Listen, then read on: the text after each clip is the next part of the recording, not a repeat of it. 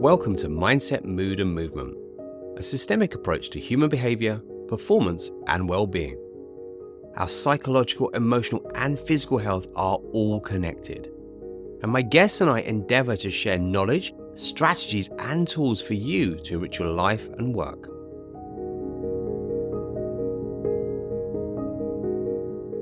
Today I have a guest with me, Tom, and we are looking at what is self-care and why should we do it?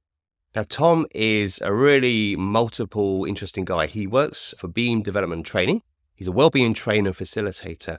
And Tom tells me he's a builder of things from people to well-being and to physical things like properties. He works with his wife and they have a fantastic training company all around well-being. And I'm really excited to have Tom talk with us today about self-care.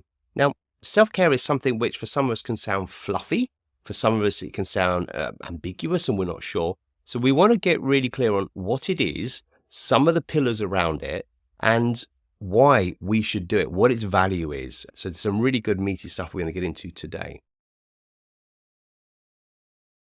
So without further ado, I'm welcoming Tom. Hi, Tom. Hi, Sal. Thank you for having me on today.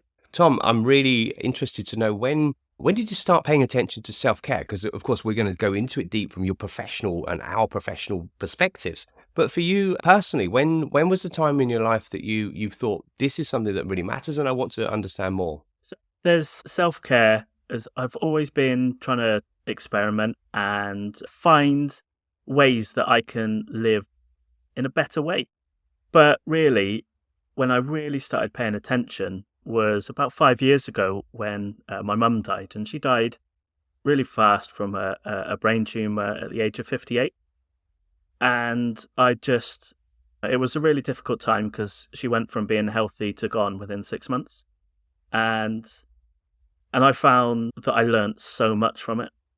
And I know that there's so many different factors that go into having a serious illness like that.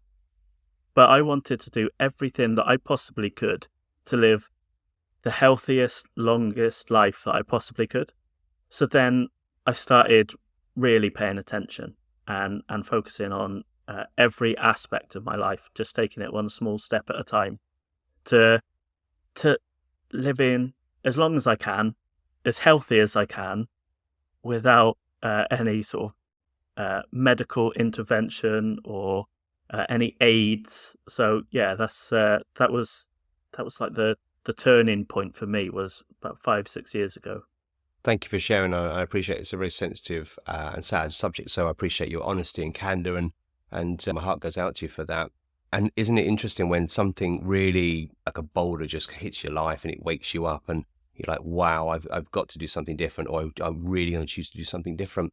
And it's really interesting around what I see around self-care and health, because we hopefully are born with reasonably good health and we kind of go through life. We don't think about it too much until it goes wrong. And it absolutely amazes me. So if our car breaks, you're like, oh, goodness me, the car's not working. Off to the garage, you get it fixed. If the computer breaks, you're like, call the computer guy, go and fix this. But when our mind, so to speak, or our emotional space or our physical space starts to break down for whatever reason, we can often neglect it. And it's a slow burn. It's interesting. I hear Gabor Mate, the Canadian physician, speak about disease being on a spectrum.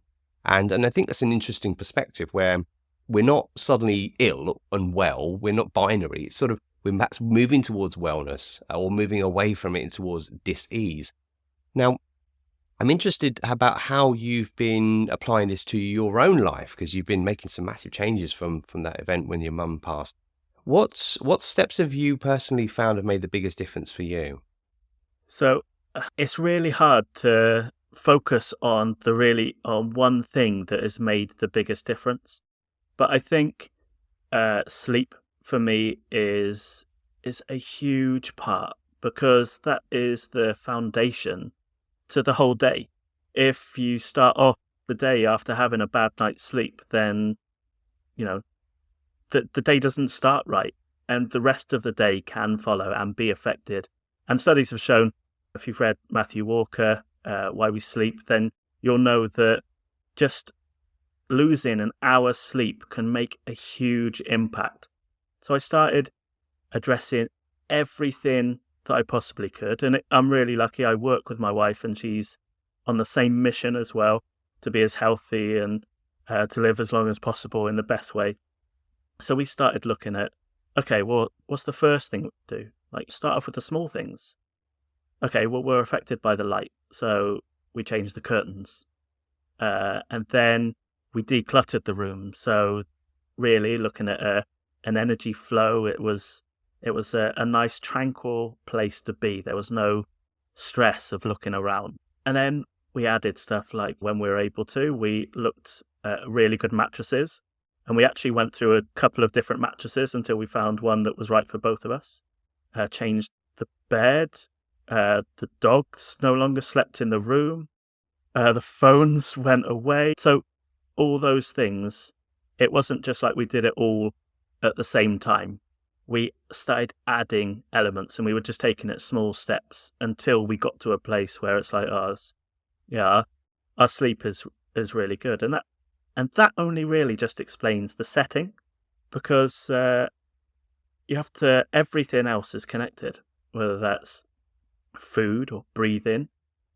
It's all connected to sleep as well. So all those other things, they start to come in, and it starts to form like quite a wider web of everything that you have to do around sleep, to us before you go to bed, and then what you do when you wake up. It's not just what happens whilst you're asleep. And it's such a, I think if you get a good night's sleep, then you can tackle whatever's going to happen in the day. Lovely. That's so interesting. And of course, you've already suggested to me you've kind of got 8 pillars, and we're going to cover those 8 pillars of self-care and wellness right now, and sleep being the number one. I'm really intrigued. For me, it resonates about this kind of web of change. So rather than sort of different pieces that we do a bit of nutrition, do a bit of sleep, it's understanding how the interrelationship works between, say, sleep and breathing or sleep and stress. But I'm with you on this. If sleep is compromised, then, oh my goodness, it's not good for me. And obviously, I'm no spring chicken anymore, so I definitely need my sleep. But it's so interesting about the ideology, I think, that's kind of culturally pervasive.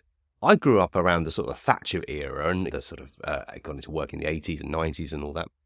And I remember the whole premise was, you don't need sleep, work hard, sleep's for weaklings. And it's just like, where did we get this silly notion from? And it's an idea, and it's highly inaccurate, as the Matthew Walker research plus other research has shown. Sleep is fundamental. There is a reason why us human beings and all animals sleep for a large percentage of our living life, because it is fundamental. Dr. Peter Attia talks about this as well, about how when we're sleeping, we actually wash some of the chemistry in the brain that can kind of build up, and over long term can move towards things like dementia and cognitive decline. So it's absolutely fundamental. So lovely to hear. I echo that. My experience of sleep is blackout blinds. Yeah. I wear, as a little tip for the listeners, I wear these earbuds, and they're wax earbuds, because I am my nervous system is hypersensitive. Like I can, in some ways that's good. In other ways that's an absolute nightmare, because I'm super alert.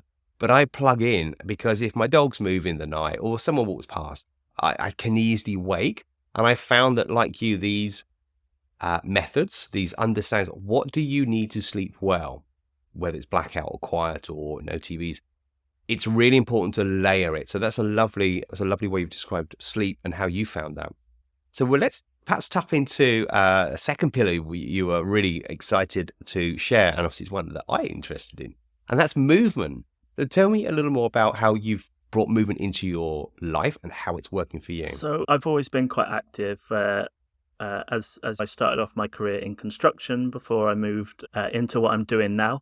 So I was always active. And when you have a manual physical job, it's easy to then spend the 8, however many hours it is a day, physically moving around. And it's not just use one type of movement. You could be sawing, hammering, just carrying stuff around. And so it was never something that I really paid much attention to. I could eat as much as I like because I was working hard every day. But it really started to affect me on how sort of sedentary I'd become when I when I moved behind a computer a bit more. I was traveling in the car a lot more. So then movement actually then became a sort of a fundamental sort of aspect in overall health. And I found that because I'm quite an active person, I like to get outside. My wife calls me an outdoor cat, and it's something that sort of builds up that sort of zest in my life. You know, being outside, fresh air, whether it's the sunshine or pouring rain, I like being outside. So not only was it a good sort of aspect to focus on for me mentally, but I knew that my body needed it physically as well. And I felt good after I moved. So I read a really great book by Kelly McGonigal on, it's called The Joy of Movement. And she says in there that there was a study done that they found the perfect amount of steps, well, not the perfect, it was like the threshold of steps that was the difference between feeling depressed, anxious, and all the negative emotions to feeling more positive and happy. And they found that that number of steps in this study was 5,649, which I thought, okay. So I did a quick calculation on the internet and found out that's 2.4 miles a day. So I wanted to focus on whatever I was doing in the day. I wanted to at least do that amount of steps. And so it started off by, okay, well, we were all in lockdown a few years ago, so it was quite nice to be able to get out of the house and just go for a walk. So we made sure that we were doing at least that amount of steps. But then we realized that, okay, well, it's not just good enough to do that amount of steps. That is the minimum threshold, really. And if you do that all at once, but then spend the rest of the day being sedentary or sat at the desk, which a lot of us do, then you're still mostly sedentary. So I wanted to make sure that I was moving frequently. And I started by making things a bit difficult. So I wouldn't keep loads of drinks at my desk, a cup of tea, then a water. It was like I would do things on purpose that would mean that I'd have to get up. I finished my cup of tea, like, I could do with a glass of water. Yeah, so then I'll go get a glass of water. But it was just little simple ways that I'd start to force myself to to get up from the desk. And it even got to a point where I had a timer, and it would just remind me, because you can be in like a flow state and you really head into it and you lose track of time. I wanted to make sure that I was getting up, and that might be, I did a challenge where I just did 10 press-ups every time my buzzer went off. But it was just me getting up and moving my body in a different way. And I felt so much better for it. I wasn't doing marathons or 10Ks or anything like that. I was taking it relatively easy, but I was moving my body frequently throughout the day. And that has been something that is a go-to, especially when the weather changes and gets a lot nicer as well. It's so much easier just to walk around your local park. And when you pay attention to how you feel about making a change or doing a little experiment within your life, then if you notice that has a positive impact, then that can only really be good. Absolutely. When we think about self-care and why, these are the pillars of self-care that we're covering, and why should we do it? Well, a lot of people are, a lot of people can be thinking about health as weight gain. It could be, as you've experienced the loss of a loved one, and these sorts of factors. There are a lot of reasons why we might choose to move more or less. One thing I think really is interesting in your experience there is this frequency of movement. Now, as you probably know me, as we've spoken before, I move a lot. I train almost every day of the week, and that's because I believe I'm an athlete. I train like an athlete, and my midlife athlete mindset is like, let's train, and I love it. Now, I wasn't always like this, and I know it can be quite intimidating if you're quite new into the self-care journey, and let's say you've got a desk job and you're sedentary, and you're like, how do I sort this out? Perhaps if you're carrying a little too much weight, perhaps if you're feeling out of shape. It's It's all starts with small steps, small incremental steps, and it's a long journey. I started this journey of really working, as in like a lot of movement, uh, 7 years ago now, I think it was. Now I've been active for quite a long time, and I'm really active, as in doing weight training, running, high intensity, and various different things. And what I found is, as one matures, as I'm midlife now, this movement has become play to me. Because as an adult, we often play for an adult might be going to the pub or watching TV. Our culture is kind of built on that kind of premise that, oh, that's play. And I've found that actually when you start to find joy, like the Kelly McGonigal book and her work around finding joy in movement, then suddenly it goes from this dirty word of I've got to do exercise, or I need to lose weight, to like, I love moving. I feel good, as you're already alluding to, that lovely experience of this is why I do it. I would like to add that most people have a short-term mindset on this because we're all told it's a 12 weeks to boot camp, 6 weeks to the beach body, which is absolute rubbish. Just don't buy it. I have a 4-year training cycle. I train like an Olympian. I have 4-year blocks. And people look at me like 4 years. It's like, well, I do plan to be here in 4 years' time. Do you? Now, of course, if we think 4 years, you've got a lot of time there to implement small changes in your sedentary nature to movement nature. You got chance to perhaps take up walking, maybe gentle running. Perhaps you get into badminton or swimming.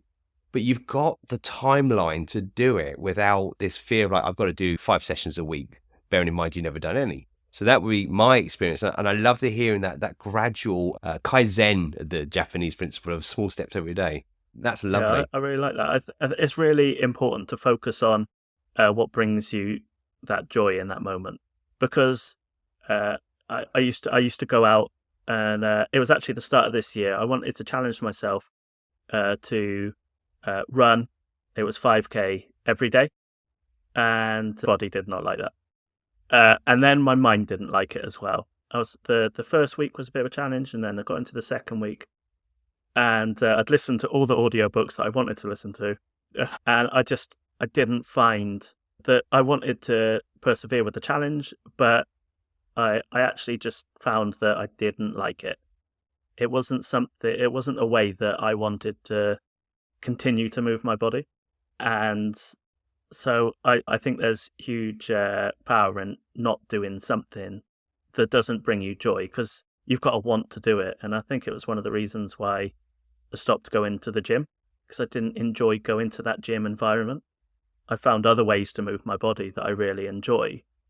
But for some people, going to the gym might be a really great place, and they might really love doing that. Yeah. So you've got to do what it is that lights you up. Yeah, absolutely. I completely agree. And there are many forms of movement, from cardiovascular movement, could be running, could be swimming, could be rowing, could be dancing, could be Zumba. Yeah. There's lots of versions. And just because one person likes their tank, I'm not a distance runner. I'm a sprinter. I love sprinting, but I will do some distance just because it's good. And the fact that I have the freedom to run is, for me, is the absolute privilege of life. I can do it. Some people don't have that freedom. So that's my personal experience of it. But there's many ways of doing it. That's why there's many classes. Yeah. So if you're new to self-care, the recommendation is try many things. Absolutely. Some things will vibe with you, some things won't. But stay with the decision to have movement more in your life, from moving from the desk and the office to taking the stairs, to considering a class, considering a PT and a program, and long scale. That's what I find. Long scale. So if I train for the next 30 years, what am I going to be like when I'm 70 and 80? Because there's health span and lifespan, and you've already alluded to that. Lifespan might be that we all live to 100, because it seems to be people live a long time now. But health span is a curve that doesn't always follow that. Health span can go down at 60, 70, 80, and the best way around balancing, so when we're older, that our health pension is really topped up, is good movement over long time. So this is a lovely way of hopefully realizing that self-care with the movement pillar it's a long-term investment. Find the joy, but stay with it. So that's wonderful. Tom, I'd love to, your third pillar that you suggested to me is nutrition. Now, it's a huge topic, nutrition, sometimes controversial as well. I'm not a specialist. I have my own choices that I do in it. But what's, as a pillar for self-care and why we should pay attention to nutrition, what have you found? Okay, so there's so much. We could have days of podcasts just on nutrition. But what I found in all the different experiments that I've done with food is paying attention to what my body actually likes. When we have something, you're like, oh, I feel bloated after that. Okay, well, your body is reacting in a way that it doesn't normally react. That could be an indication that your body doesn't particularly like that food, whether that, and most of the time that might be to something that is processed. So my my number one rule really for eat it, well, there's so many. One of them would be to keep it simple, to eat ingredients. So what I mean by that is something that your grandparents or great grandparents would have eaten. It's something that has a single ingredient. So it hasn't got a long list of chemicals, process things that you can't pronounce, spell, or even have any idea what they do. So I try and avoid anything like, if we're having a meal, we might have like a chicken breast with asparagus and maybe another veg as an example. And these are all things that are just simple foods. I know that you can cook it in any way that you like, but these are, when it comes down to it, they're simple foods, and it comes down to that, like not putting anything in your body that your body doesn't like. Like, get used to. You can take it right back down to basics and just eat something slowly. And actually, your tongue is a liar. It will tell you that you like something even when your body doesn't. So you've got to push aside that feeling of sort of listening to the tongue, whether that's like a nice juicy burger or which is great sometimes, and or if it's like a bag of sweets. Actually, your body doesn't like that. Whether that's your mood changes afterwards, or you just don't feel great, or your mood elevates too much. Whatever it is, start paying attention to what happens to you when you eat something.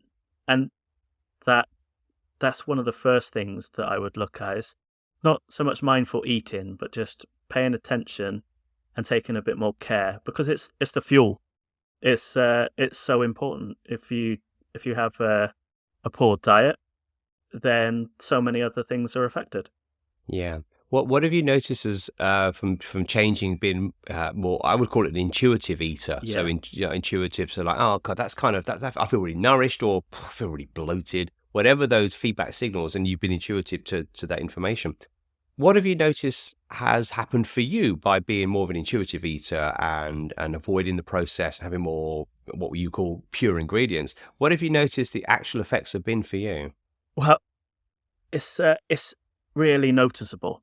I used to overeat, and I would eat everything. I would eat the wrong foods, and after you've had a meal and you feel bloated, and you think, oh, I've got to have a lie down, or I fancy a nap, and you feel really lethargic and slow, and everything is just like you can't do anything else. You've just eaten, and now you've sort of almost got to lie down and digest. And when I started changing how I ate, I could have a meal that was portioned, sort of to what my body needed, and then after I ate, I didn't feel full. I knew, and I changed my mindset that my body has had the nourishment that it needs, but I didn't feel like I was I was eating the wrong thing. I didn't feel bloated. I didn't feel like, oh, yeah, I just want to lie down and just rest for a bit. After I ate, I could get up and dance, or not that I would always get up and dance, but I could go for a walk, or I could eat my food and not feel like there was a time where I needed to hold off before I did anything else. I felt better after I had the food compared to if I'd just had a lot of food that wasn't good for my body. Yeah, it's so interesting, isn't it? I really like what you were saying about the non-processed food, avoiding the chemicals. It's interesting because a lot of food is made in a lab, not in a farm today's world. A lot of the kind of the ready meals and the processed stuff. And I think it's Dr. Van Tulin, the doctor on BBC, he was looking at this from 0 to 5 or 1 to 5, where one is, say, 0 is nothing. So if you got an apple off your tree in the back garden, if you're lucky enough to have an apple tree, you give it a bit of a wash and you eat it, that's a 0. It's pure food, pure as it gets.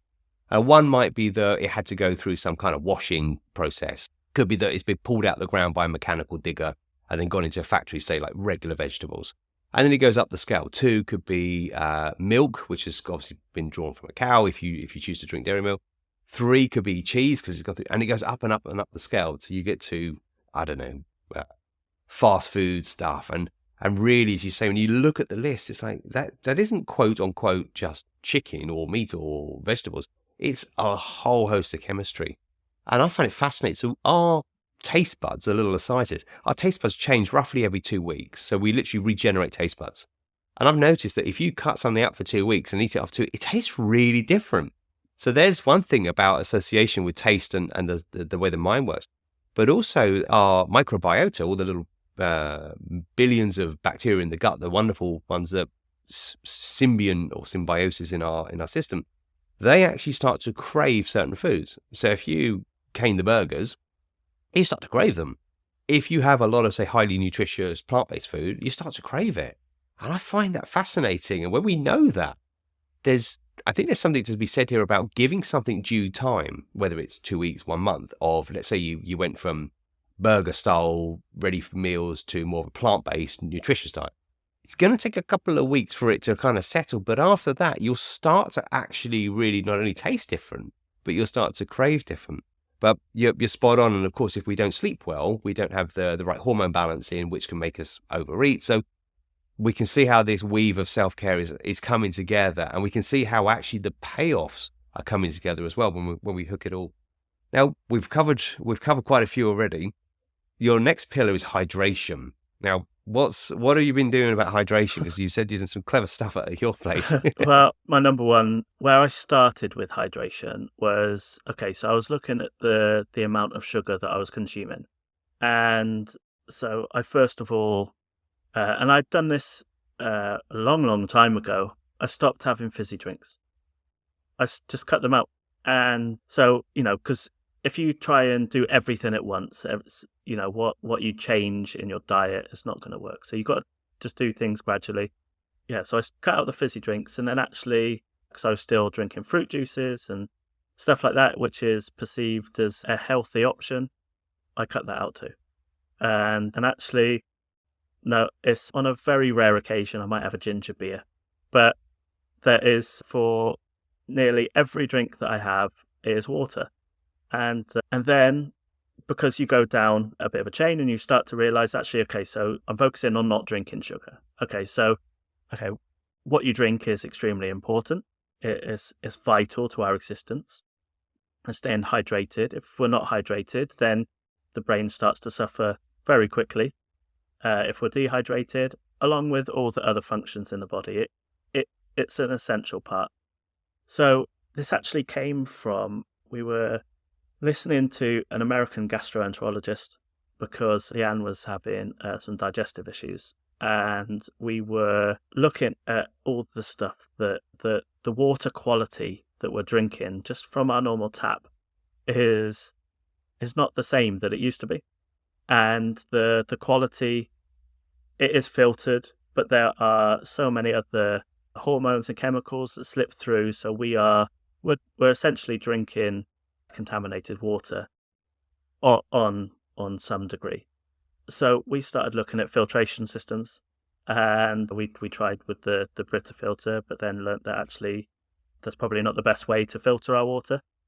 So after listening to this American gastroenterologist a few years ago, we learnt that actually the change in because the pH in the water, the tap water has gone up, and actually what it needs to be was quite a bit lower. So we found an alkalizing filtration system, and it ionizes the water, which what happens down further into the gut, it produces like a hydrogen gas, which to my wife's amazement, she won't mind me saying this, but she, up until the age of about 44, she never really farted. And after changing this, we were she changed the way that we were drinking, and we were now having this ionized water, alkaline water rather, and the what had happened to her digestive system was it was operating in a healthier way. And she noticed that actually now, on occasion, she will pass wind, and it was a sign to her that actually what we were doing was right. And it's a hard discussion to have because it's we don't drink alcohol, and so then if you're out with friends and it's sort of social to have a a drink or even like a glass of Coke or something, and it just, we go out, and to even have tap water is something that we try and make a conscious effort to not drink. So we're only really drinking the water that we're filtering. It can seem quite strange to other people, but when you start going down that trying to improve every aspect of your life, then it's hard to go back. And there's nothing that would make me choose to have a glass of Coke now, or Yeah, or yeah. change what I'm doing. I've seen the That's improvements that it makes. Yeah, that's so interesting because what I heard there is not just about hydration and what you've eloquently explained about what you've learned and how you've applied by using this sort of alkalizing filtering process, but also about the change. Because yes, I drink a lot. I'm drinking as we speak. I've got a bottle of filtered water. I'm not quite as high tech as you. Mine's one of those kind of Brita style filter things, but it still tastes Yeah, better. But I drink a lot of water. But you're right; it's very easy to sip on a can of Coke or a can of drink. I personally, I hate that kind of stuff. It just doesn't work for me. I've never liked fizzy drinks at all. But I know some people do. And then of course the fruit juices, bang full of yeah. fructose, which absolutely spikes your metabolic changes and stuff. So you've got several benefits here, haven't you? You've got a changing of, rather than consuming perhaps high fructose type drinks, you've changed it to water, and then of course you've got another level of quality water. So absolutely wonderful, and it's fascinating, isn't it? These are the fundamental pillars and principles of what makes a high functioning human life. Now, they're not overly difficult, but they do take time to pay attention to do your own research or hear the right kind of guidance, and then start to apply that over time. But what a difference it makes, and it's so lovely to hear. Now, of course, for our next pillar that you've hit is one that I share with you, which is breath and breathing. Now, if you're listening, thinking, "Oh yeah, okay, so we breathe all day. What's the biggie?" Well, we do. We breathe around 20,000 breaths a day. But breath has been well studied for a long time in the yoga tradition. It's been studied now in science tradition. Tom and I both share, we both train with Patrick McEwen at Oxygen Advantage. So we're both breathwork trainers, if you will. And I use it in my work for mindset coaching, high performance, because if you are breathing well, it's the intersect where we can affect the autonomic nervous system, whether we're upregulated in stress, whether we're downregulated in relaxation, or whether we need to move out of a frozen state, like because you stop breathing and stop moving. So breath is fundamental. Now, Tom, I'd love to get your experience on how working on the breath piece has now been another fundamental shift in self care and how it's affected you. So I love breath, and if I think some friends and family have stopped talking to me about breath because I get so excited and I just keep going on and on and on. But breath is connected to everything: sleep, movement, nutrition, like everything that is important to us is connected to breath. We can change how we process our food by regulating the autonomic nervous system, but we can get a great night's sleep. And I think that there's lots of studies that say that the food that we've eaten has changed our jaw position, so we're breathing differently.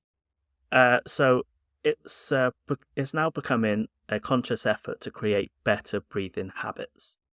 And yeah, it's something that is fundamental in my daily practice. It is probably the thing that we all spend a lot of time doing it.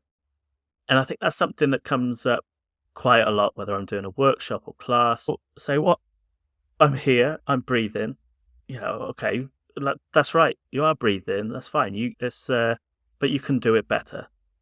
You can look at how you are doing it, seeing where there are sort of margins to improve, and then you can focus on that. It really does change lives. There's so many people that spend most of their day breathing through their mouths, and when we do that, we're alerting the stress response. The sort of fight or flight response in our body, because it's an emergency type breathing. It's a shallow breath.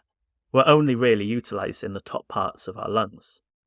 But when we change to breathing through our nose, which is how we are designed to breathe, we filter the air coming in, we produce other gases, but we're also taking in the right amount of air that our lungs need. And because we're taking it in slower, and we're taking in another gas called nitric oxide that's produced in the nasal cavities, then we're sending that air down into the lower lobes of the lungs, where a greater gas exchange can happen. And when this happens, we actually are breathing less, but we get more oxygen into the blood. So then the organs, the tissues, all the vital parts of our body are getting more oxygen, and we're breathing less.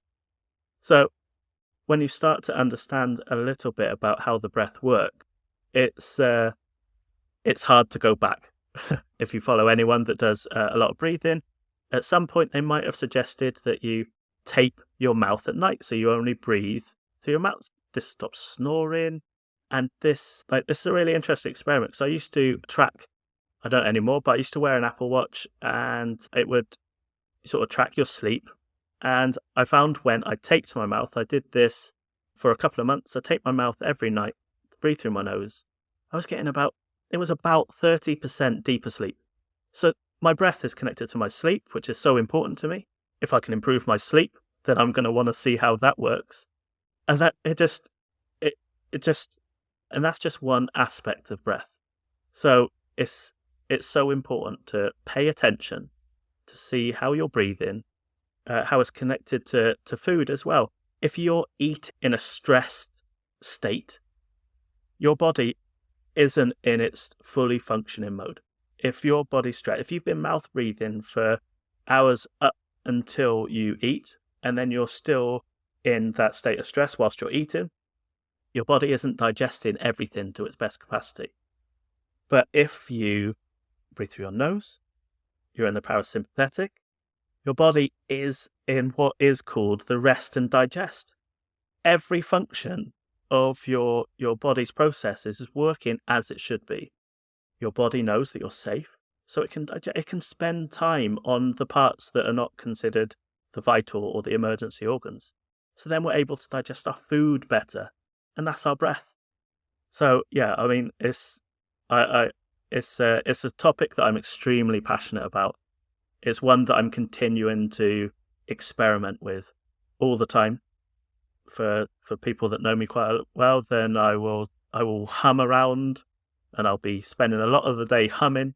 And it's something that I think that should be, and I think it is. It's a change in perception as well. Like yoga's been practiced and Pilates been practiced for a long, long time, and I think breath work in particular, thanks to quite a lot of popular figures like Wim Hof, is making breath something a bit more accessible. It's bringing it to attention of the masses. And I think that's a really important aspect. Yeah, absolutely. Yeah, some really good proponents in breath. Brian McKenzie in America is one that we should research. Brian's got a really interesting take on it. I too, as breathwork Yeah. trainer, yoga teacher, amongst other things. And it is the pillar. So when people come to me and they are working through challenges, stresses, problems, and want to change, want to evolve and grow, one of the first things I'm interested in, like, how are you breathing? Because as you've alluded to beautifully, how we're breathing, breathwork is such a fantastic area to look at, as you've already alluded to. Brian McKenzie is someone I would recommend people look into as well. He's an American guy, really technical, does some amazing stuff. There's a lot of figures. But to simplify breathwork, if someone comes to me and there's a stress, there's a problem, something isn't working, yes, there's a psychological piece to it. There's a belief or a problem around the thinking part we want to work through. But if someone isn't breathing right, then I know that their nervous system, their physical body and their nervous system, which is all part of the mind, needs to be regulated or balanced or brought into touch. Now, it's not that well known, but CO2, often we think of carbon dioxide as a waste gas, which is inaccurate. And it's, quote, bad. There's no such thing. So we have a chemistry mix of O2, oxygen, CO2, carbon dioxide. Now, we breathe in, hopefully, oxygen, and the cells take that in, and we will breathe out carbon dioxide. What's interesting is when the CO2 goes up in the bloodstream, so the CO2 levels rise, that's actually a mediator of stress. So if we're thinking, oh, breath in, whatever, then if you are feeling stress, it's exactly one of the first things you need to look at, because how you're breathing, if you're mouth breathing and you've got too much CO2 going on because you're hyperventilating, then there's a lift in CO2 in the bloodstream, which is already spiking parts of the brain, the amygdala and so forth, that say not safe, red alert, stress response. So this is a fundamental piece. And those of us who've done the breath training and experienced it, we cannot stress enough. Do it, learn it. Now, I teach the basics to everyone. I'm going to say it now. If there are several things you can do immediately, start by breathing through your Yes. nose. That's the first step. The second one is to breathe through your diaphragm. So your upper chest is less movement. It's all in the lower belly. So you breathe from the bottom up. And if you breathe out slower than you breathe in, if you're feeling stressed, or if you want to get ready to eat food and nutrition, get that parasympathetic online. Nasal breath, diaphragm breath, and the rate of breath. Those simple components are the first step on how this can make an effect. And I got to say, it changed my life. I was lucky to get pulled into yoga many years ago. Couldn't stand it when I started. I was like, oh God, I hate this. It's awful. But I had a back problem and people told me it was really good for back problems.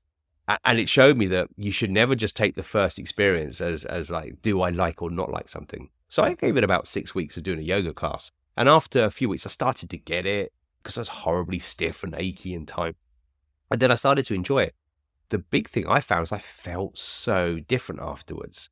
Now, with years moving on, then I got into it a lot. Then I became a yoga teacher and taught a lot of yoga for years. What I noticed, of course, over the years, it was the breath mediation, the breath control, which was subtly being guided by the yoga teacher all the time. Manage the breath, breathing in, breathing out, which is part of it. And I remember walking one day with my dog, just breathing consciously, thinking, I can literally change how I feel. This is amazing. And of course, in the years gone, I've gone more technical. But so breath as a Yeah. pillar, both Tom and I are going to bang everyone's heads on this one. Absolutely. Make sure it's in. Definitely. Wonderful. Yeah. Tom, we got three more Okay. pillars to tackle. Stillness. Tell me. So stillness is an interesting term. What do you mean by stillness, and how's that a self-care thing that's affected you? I think everyone needs to. Well, that's quite a generalized statement. I think that there's such power in letting yourself just not think about anything for a moment. Whether I'm not talking about being in a meditation pose, sat with incense going, with mudras. That's not what I'm suggesting. I'm suggesting that there's so much that we occupy ourselves with throughout the day, every day, whether that's work, home life, other things that are going on. And there is just it's so good for the soul to not just as a reset, but just to have a moment, whether that is just sit with a cup of tea in silence and just be present in the moment. We think of so many things, and it's really important for like overall health to focus on just being here right now. I used to find it really quite difficult, just being still. My wife, she'd always say that I'd got ants in my pants, and if there was a silent moment or anything, I'd get up and just have to start doing something. And over the years, I've learned to just start to slow it down a bit, and that could be. I used to like doing fire writing on wood as a hobby. It was one of the things I used to do, and it was I was just in the moment of doing it, or whether I was wood turning. It's not a still thing to do in the way of sort of like trying to present it as stillness, but I was focused on just one thing, because when you're doing something like wood turning, you can't think about anything else. It's another reason why I like to have cold showers, because you can't think of anything else. It's like, okay, I'm here right now and it's very cold. I can't think of what else is going on in the day. I can't think of the hundreds of tasks that I've got to do for work. I'm here right now in the moment. And I think it's we spend so much time in the future or in the past, but what's happening to us is happening right now. So I think it's like it's probably not one of the most important parts of the self-care compared to some of the other pillars that we've been talking about, but it's really important to have that moment to yourself. I completely agree. We live in a noisy world of stimulus and dopamine spiking. For those who don't know, dopamine is like kind of the reward chemical that we get when we do something that makes us feel good. But we get that when we glance at social media, when we answer an email, all these sorts of things that gives a little trick. And actually, we can become addicted to dopamine. We can start to, if you get up in the morning straight on your phone, you probably got a dopamine connection there because it's a feel good. That's, by the way, very unhealthy. Yes, Try to avoid don't do that. that. But yeah, interesting. So I was indoctrinated into a certain meditation style, the Maharishi yoga one. I did other meditation styles over the years. I was involved in Indian philosophy for many years.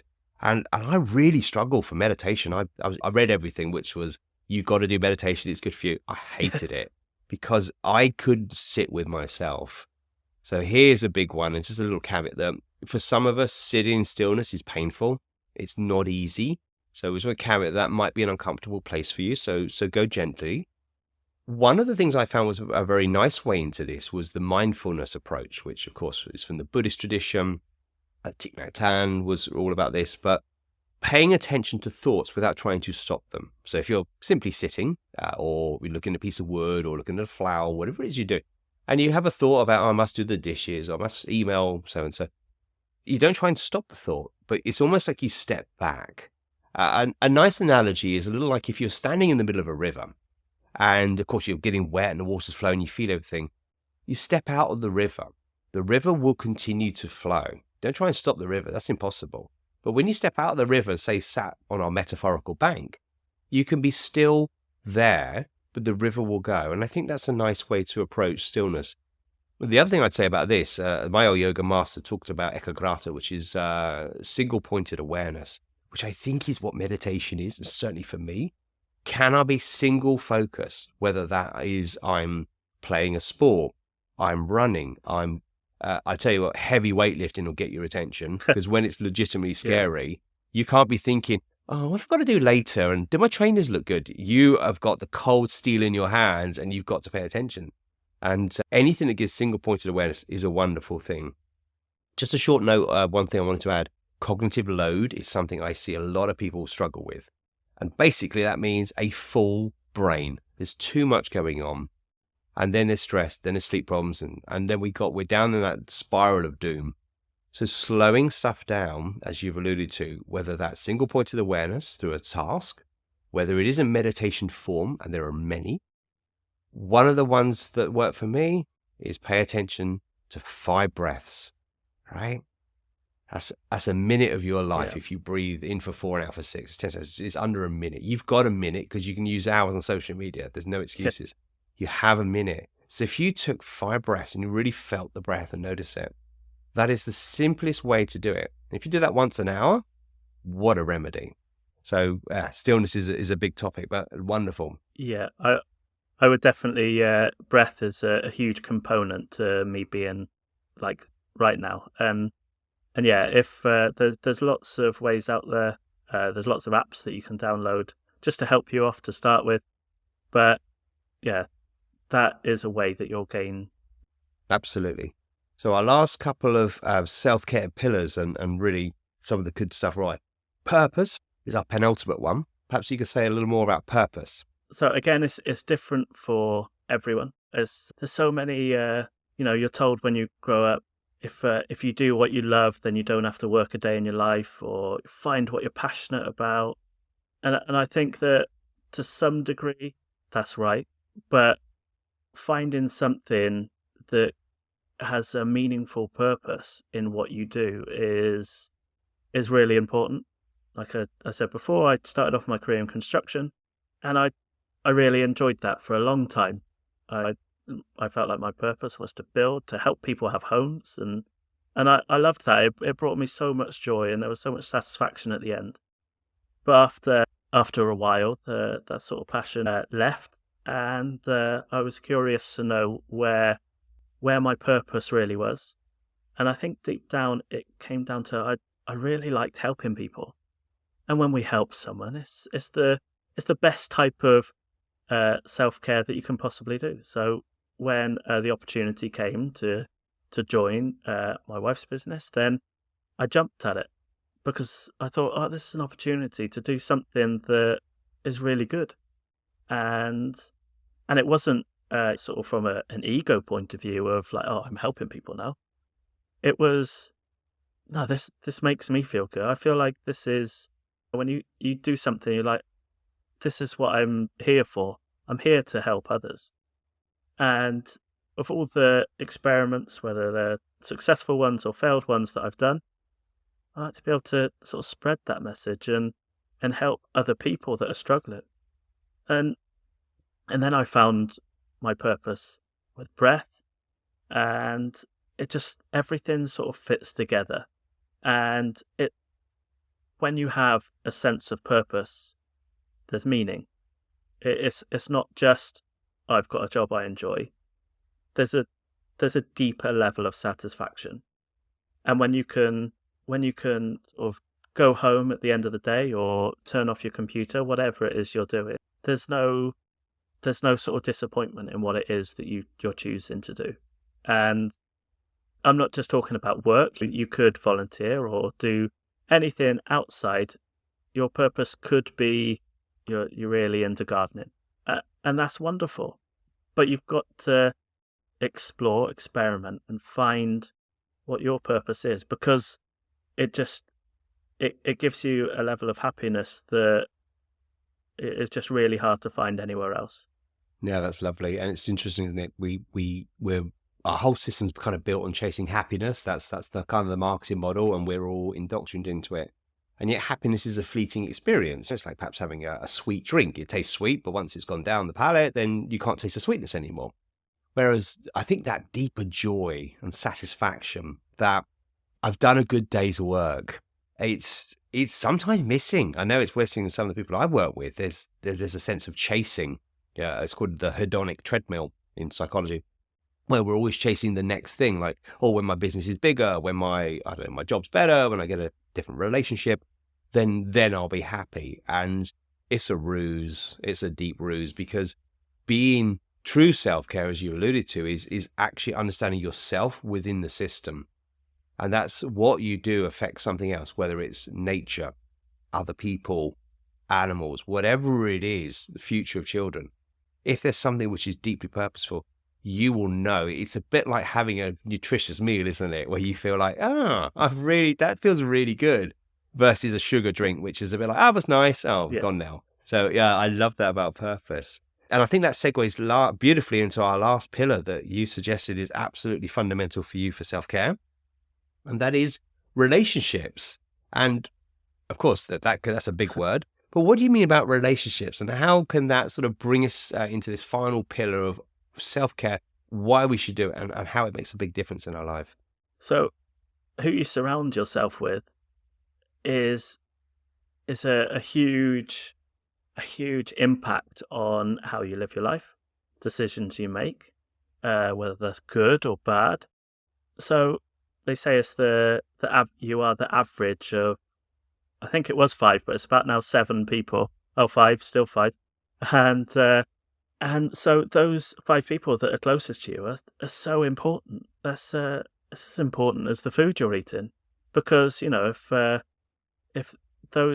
people that you have around you are not supportive and understand what you're going through, or you can have fun with, then you're not creating the best environment. And I've so there's sort of positive sides to this and negative sides to this. First of all, I feel that I've cut out a lot of people in my life, because whether they were damaging relationships, or ones that I felt that were a little bit one-sided. And what you find some of those are really quite easy to, whether it's a friend that you only ever saw occasionally, that actually every time you saw them, just told you about their problems and never asked you any questions. Okay, well then that's quite an easy one. You can just sort of drift apart naturally. But sometimes you doing it with family, which I've done, and it's been quite a challenge. But those relationships weren't supporting me. They were only making my life more difficult. So I made difficult decisions to cut certain people out of my life, and my life has improved.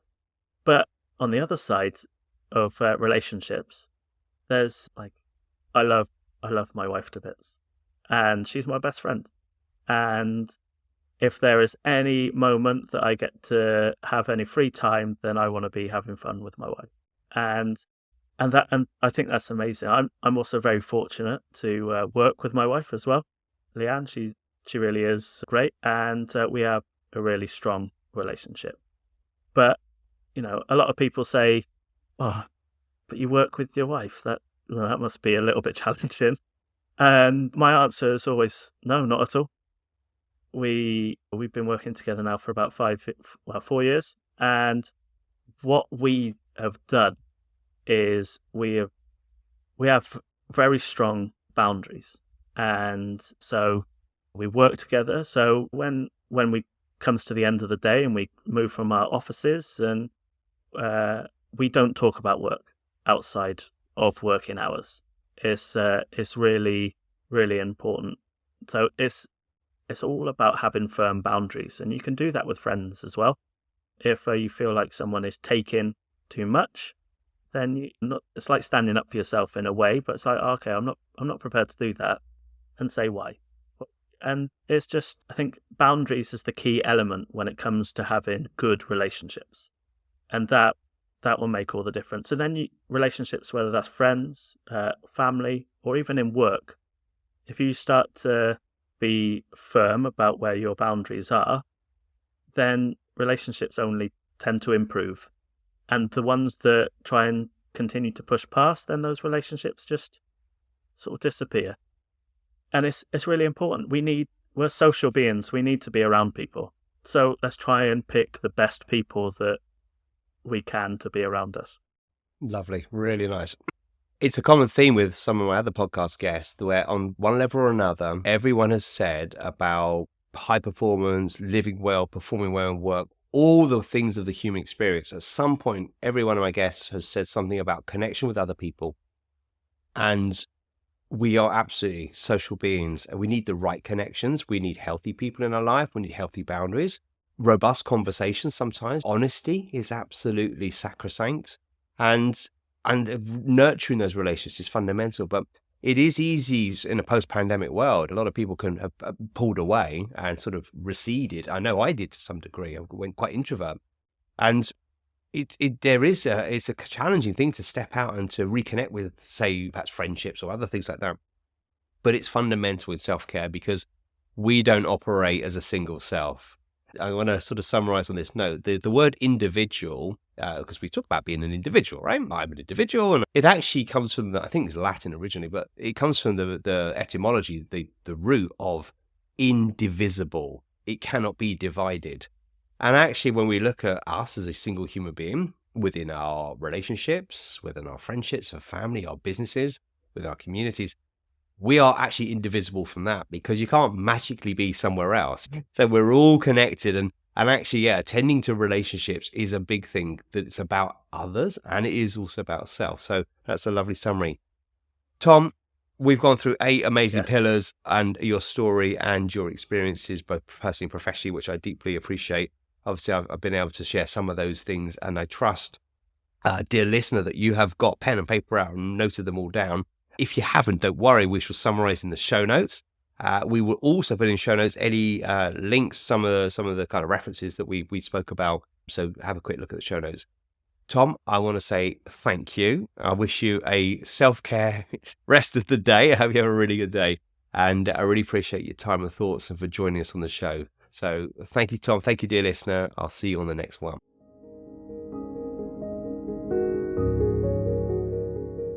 Thank you so much for listening. If you enjoyed the episode, please subscribe. And if a friend would benefit from hearing this, do send it on to them as well. If you would like to get in touch yourself, then you can go to my website, which is saljeffreys.com, spelled SALJEFFERIES, saljeffreys.com. Hit the Get in Touch link, and there you can send me a direct message. If you'd like to go one step further and learn whether coaching can help you overcome a challenge or a block in your life, then do reach out and I offer a call where we can discuss how this may be able to help you. Until the next time, take care.